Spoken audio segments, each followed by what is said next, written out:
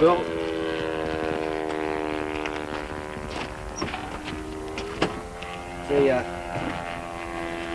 Oh, that's the Balsa USA stick. That's right. Very good choice of training aircraft. Well, thank you.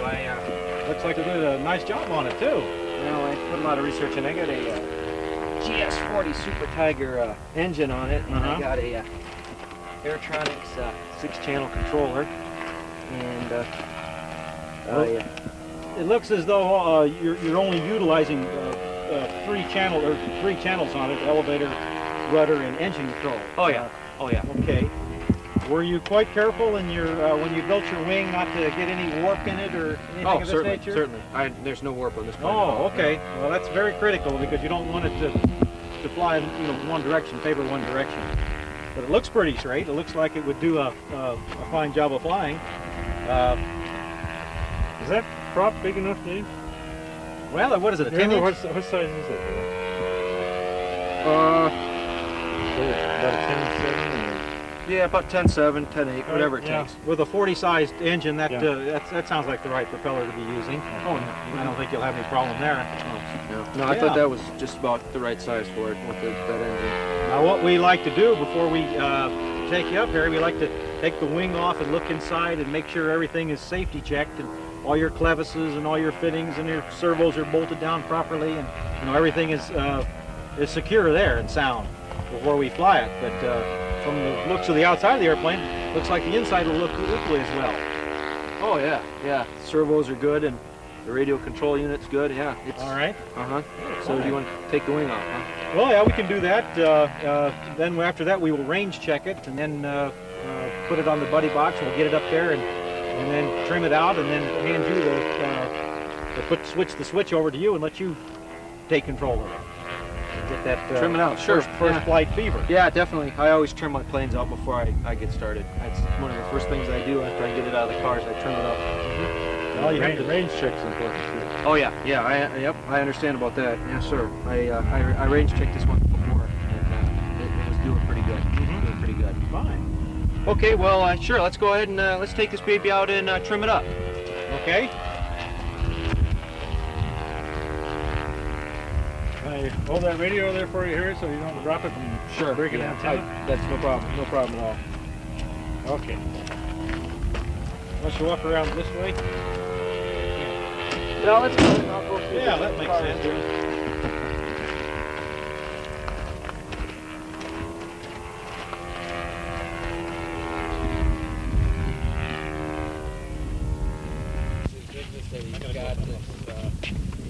Gee, this looks like a good spot.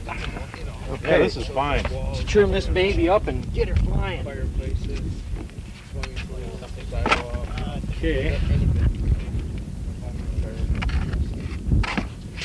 Well, I'm going to let you guys have your fun. Good seeing you, Dwight. You betcha. Dwight, nice meeting you. Nice. Whoop, I'm sorry. Sorry. Hey. Right, take care of that finger. I sure will. I'm gonna I gotta go to work now. Okay. Okay. See you later, Dwight. Harry, why don't we pull these rubber bands off of here and look inside there? Okay. Well, I used 4 rubber bands on there for Ooh, safety. that's not enough. You've got to have at least 8 to 10. If you lose 2, if 2 break, then you're down to 2. And that's unsafe. Well, I used 4, to kind of keep for maneuverability and stuff. Yeah, definitely use 8. Oh no, we don't want that wing coming off. No. That's the end of your airplane if it separates.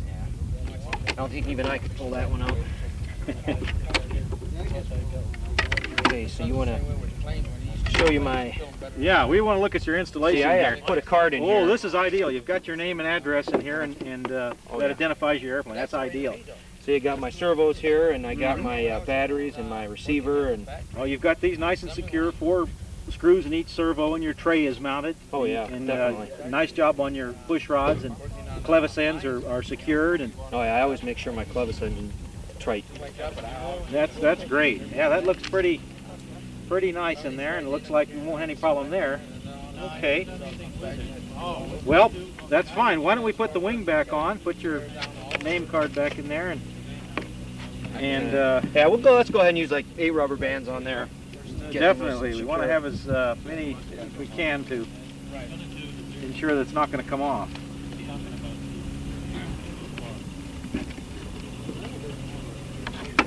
Yeah, and I got a Super Tiger GS40 engine for this. And, That's a real nice engine. Adequate power. And it's a nice ringed engine, I believe, isn't it, or is it ABC? Maybe you're not sure. ABC, yeah. It's yeah, ABC, definitely aluminum, ABC. brass, and chrome. Yeah. Okay. Yeah, brass and chrome, definitely. That's the only kind I use in my place. That's a nice engine. Is that all you have in rubber bands? Here's another one. Yeah. Now what we want to do, before we turn on any radio gear, you're going to have the pin, which designates the radio channel that we're on. You know, we have 50 channels out here. Channel 11 through channel 60. Oh, yeah. When before you fly, you'll have to get the pin, which coordinates with his number here, 28. And that's right over in the box over there. Sure. Oh, yeah. So we'll get that pin here in just a minute. okay, sounds good.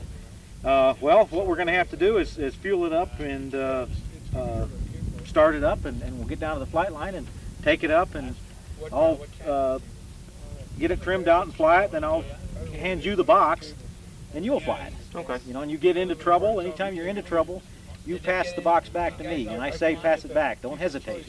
I don't think that'll be a problem. It can be over in seconds, you know. Yeah. All right. Yeah, I already got it fueled up. I did that before I came. Okay. For the viewers, I wanted you to tell them about how the radio control unit works. Okay. Well, this is actually the transmitter here. This transmits the radio movements here to the receiver and battery, which is in the airplane, and the servos. We've got the transmitter with a stick on the left and a stick on the right. The one on the left, the one on the right will be the elevator back, and the rudder left and right here. Oh, yeah. And our throttle will be on the left. Now, this is a 4-channel transmitter, and it has a function here which we won't be using. We'll be using just the three axis there. So, okay. Well. So, is there any rules and regulations that people should be aware of with the FCC or anything with the transmitters? Well, here at this field, we are AMA field, Academy of Model Aeronautics, and we require the narrow band equipment, which means it has to meet certain parameters of output, so it doesn't interfere with the other channels that we have out there. I don't think I'd want to be anything but a narrow band. It's the best move. So that's what we demand here at for our insurance and our club rules. Okay. Well, I suppose we should start it. I'll get my battery out. Okay. Go ahead and start it. And if you want to go get the pin for me, I'll certainly go ahead and get this going. Certainly. You get that set up, and I'll go get the pin. Okay. Channel 28, isn't it? Sure. Yep. Channel 28 on the narrow band radio.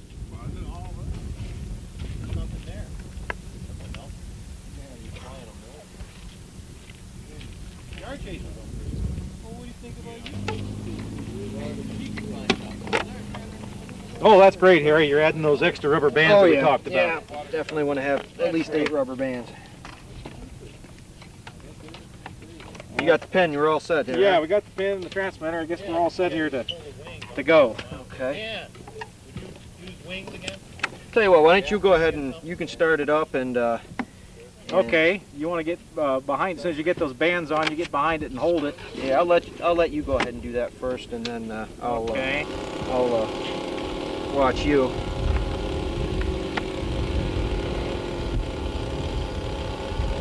Got my battery starter for you.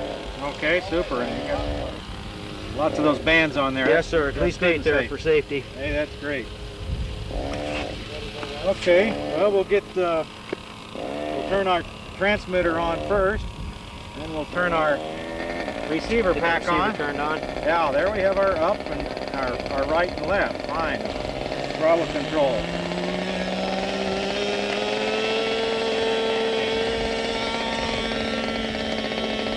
Make sure we got a good grip on the plane. Let our trim up.